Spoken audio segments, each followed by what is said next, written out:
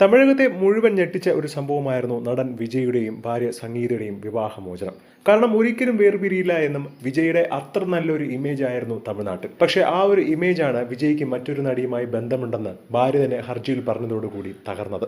വിജയെ ആരാധിക്കുന്ന ഒരുപാട് പേർക്കാണ് ഇത് സത്യം പറഞ്ഞാൽ വിശ്വസിക്കാൻ കഴിയാത്തത്. നമ്മുടെ വിജയാണോ ഇങ്ങനെയൊക്കെ ചെയ്യുന്നതെന്ന്.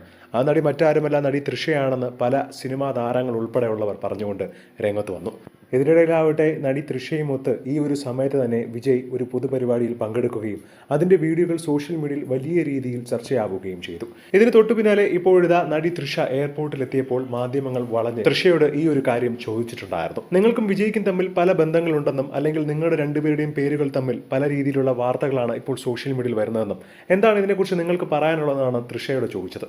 മാത്രമല്ല, നിങ്ങൾ ഇരുവരും ഒന്നിച്ച് ആ ഒരു വ്യക്തിയുടെ വിവാഹത്തിന്റെ ചടങ്ങിൽ പങ്കെടുത്തത് എന്തിനായിരുന്നു എന്ന് ചോദിച്ചപ്പോഴും ഒരക്ഷരം പോലും മിണ്ടാതെ മാധ്യമങ്ങളെ ഒന്ന് തിരിഞ്ഞുപോലും നോക്കാതെ തല താഴ്ത്തിയാണ് തൃഷ നടന്നുപോയത്. എങ്ങനെയെങ്കിലും അവിടെ നിന്ന് പോയി തന്നാൽ മതി എന്നുള്ള രീതിയിലായിരുന്നു തൃഷയുടെ പെരുമാറ്റം.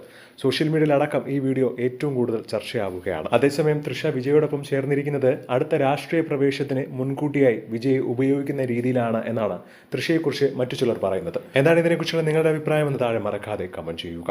ഒപ്പം ഈ വീഡിയോ മറക്കാതെ ലൈക്ക് ചെയ്ത് ഷെയർ ചെയ്ത് കൊടുക്കുക.